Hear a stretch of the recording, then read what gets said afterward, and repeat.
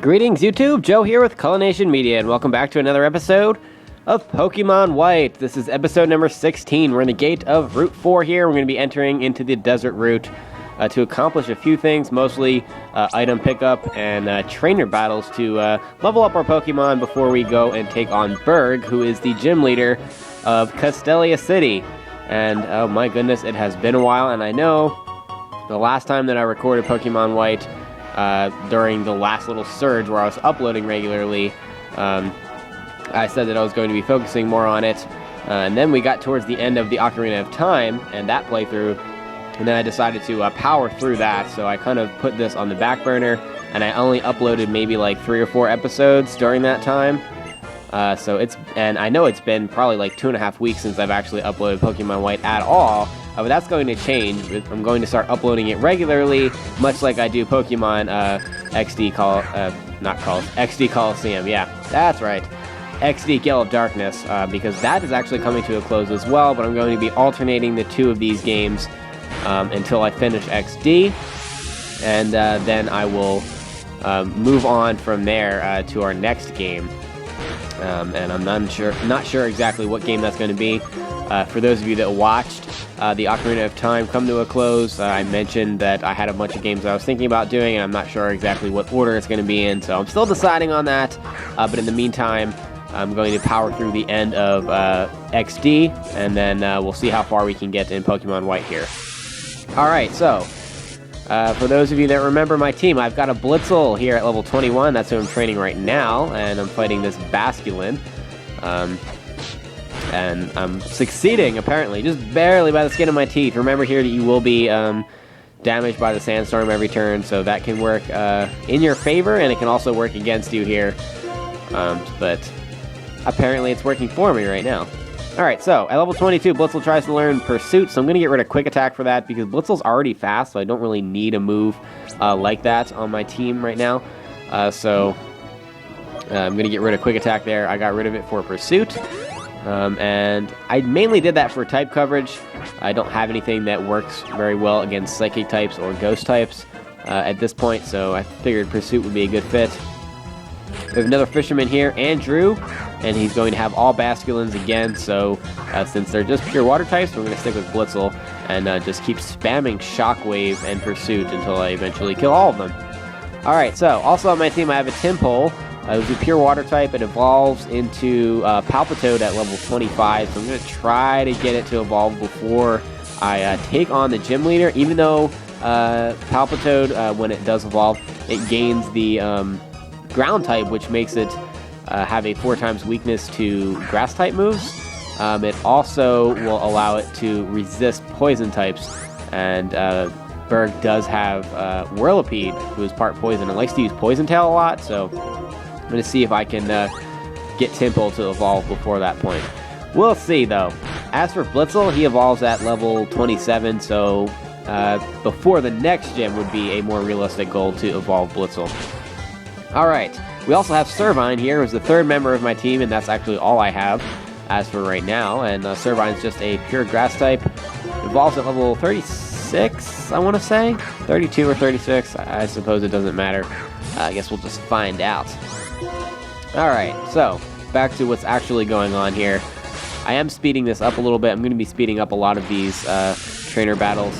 Not to the point where you can't see what's going on, but just so that it's not as boring, because there are a lot of trainer battles here. Alright, so another Basculin. He does like to alternate between the red and the blue ones. There's really no difference. They don't have any difference as far as stats go, or as far as moves or typing or anything. They just look different. It's just like an alternate aesthetic form, and one of them can be found more commonly in black, while one of them can be found more commonly in white version. Doesn't really matter. I don't like them either way. I think they suck regardless. Alright, anyway, before we go take on this Parasol lady, let me see here. I'm going to add another Repel, because in the Dark Sand you do get attacked by wild Pokemon. First thing I want to do is pick up this item here, which is a Great Ball, and I'm sure I'll put that to good use eventually. But before, well, I guess while we're battling here, let's go over about some of the wild Pokemon you can find in this area in case you want to add some of them to your team. Because I'm not really battling wild Pokemon because of the Repel, so might as well go over it, right? Alright, so the first wild Pokemon that is very common around this area is Sandile. It's a little crocodile guy. He is ground and dark type, which is an awesome typing if you ask me. Not that anybody asked me, but you know what I'm talking about. It does evolve eventually into Krokorok and then Crocodile, who, I mean, they keep the same type throughout the entire time. They do have the opportunity to have 2 different abilities, one being Moxie, which increases its attack 1 level every time it knocks out a Pokemon, so it can be great for sweeping teams as they gradually get more powerful as the battle moves on. And it also has the chance to have the Intimidate ability, which will decrease the opponent's physical attack whenever the Pokemon enters the battle, which is pretty cool. We picked up a Hyper Potion there. I'm sure I'll put that to good use later on, but my Pokemon are too weak right now to use Hyper Potions on them, so whatever. Battle this worker guy. Alright, back to the wild Pokemon. We also have Scraggy, the fighting and dark type Pokemon, which is a pretty cool type combination as well. It evolves into Scrafty, and it is very reliant on its defenses more so than its attacking power. It has very high physical defense and special defense, and its attack power, like I said, is not incredibly high, but it does learn some pretty cool moves like Feint Attack and High Jump Kick and whatnot. Oh, Roggenrola is going down. Goodbye. Yeah, I like to take advantage of Roggenrola's sturdy ability as much as possible. You can't knock it out in one hit no matter what you do, so you might as well use Leech Seed or something like that that only damages it a little bit on the first turn and at least get a little bit of health back, because otherwise, I mean, you can't kill it on the first turn regardless, so I suppose you don't have to worry about that. Roggenrola is a pure rock type, which again is an unusual typing, but I think it's pretty cool as well. I would use one if I didn't have to trade in order to get to the final form, but that just isn't the case. Timber is next. It's a pure fighting type.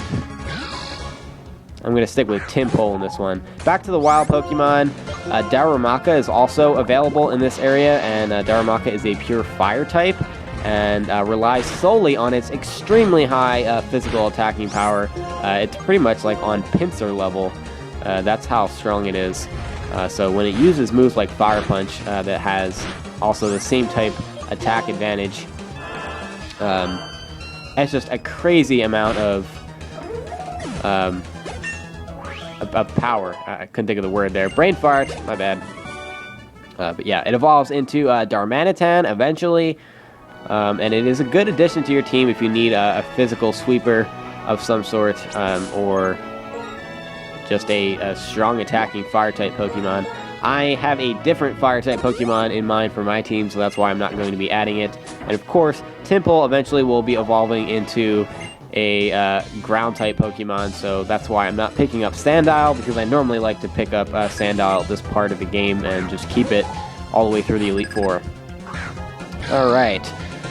I believe I covered all of the Pokemon that we can obtain here, except with the exception of maybe Dwebble. I'm not sure if you can find him here or if that's not until the Desert Resort, but I might as well just go over Dwebble now. Anyway, Dwebble is a bug and rock-type Pokemon, so unfortunately it is weak to water-type moves, but again, it relies mostly on its physical attack and physical defense as well. And it learns interesting moves like Smackdown and also Rock Blast. So those are pretty decent Rock-type moves. It's good for fighting other Bug-type Pokemon as well as Flying types. But now that we've picked up the main item, TM41 Torment, we're going to head back to the Battle Company, Castelia City. Alright, so this is going to be the last area where we're going to be training before we face off with Berg, the gym leader. People who work in this building have Pokemon battles, not opinion battles. I like that phrase. You appear to be strong, but if you go upstairs, please be extra careful. So there's going to be 2 floors of the Battle Company, and you want to go to both floors and battle all of the trainers that you can. Talk to everybody, because there are some pretty awesome items that you can get for going here on both floors. So I guess we'll just start off on the first one, which is, ironically, floor 47. I don't know why such a random number, but I'm not going to question it. We'll talk to this lady. Welcome to the Battle Company. Since you are here, battle with me. I won't take no for an answer. Alright, well, I guess we're stuck battling you then, aren't we? Clerk Ingrid. And all she has is a Herdier. It's at level 19. And it is a normal type Pokemon with the Intimidate ability. So bring a Pokemon that relies on special attacks. That will make your life so much easier. Bubble Beam takes away about a third of its health. And luckily, Herdier went for a Odor Sleuth there instead of Takedown. Otherwise, I would have been in trouble. Takes away about almost half of my health. And we're going to finish it off with a round. Goodbye. That'll give us a lot of experience. 637 almost brings Tympole up to level 23. I think Berg's highest level Pokemon is at level 23, so if we can get all our Pokemon to around 23, 24, we should be okay. If you talk to this guy here, he'll give you some Quick Balls, and he'll also give you Timer Balls. So what are the uses? Quick Balls are good at the beginning of a battle, so after the first 5 turns, I believe the catch ratio for it goes way, way down. As for Timer Balls, its effectiveness increases after every 10 turns, I want to say. At least that's what it used to be. I don't know if they changed that for Generation 5. But just know that as the battle goes on and progresses further, the higher the effectiveness of the ball is. I won't really be using those a whole lot. I don't usually have battles that last that long. Except for maybe Legendary battles, but we're not anywhere near Legendary battles because we only have 2 badges. Alright, so level 23, Tympole's going to try to learn Uproar, which, remember, in Generation 5 has a 90 base power and is also a special attack, so I'm going to teach it to him and get rid of Round, which is pretty much an upgrade. Unfortunately, the downside to Uproar is that you get sucked into the move. It's kind of like Thrash and... what's the other one? Outrage. Knew it was a Dragon-type move. But yeah, you get kind of sucked into the move. You have to use it 2 to 3 turns, I believe. The upside, however, is that no one can fall asleep during that time, so they can't use Sleep Powder or anything like that and have it affect you. And also, you don't get confused after the 2 to 3 turns like you do with Outrage and other moves. So that part's cool. Oh, stupid Rock Blast. I was afraid that was actually going to kill me there. Roggenrola can be very annoying with its sturdy ability. Like I said before, try to make the best of it if you can.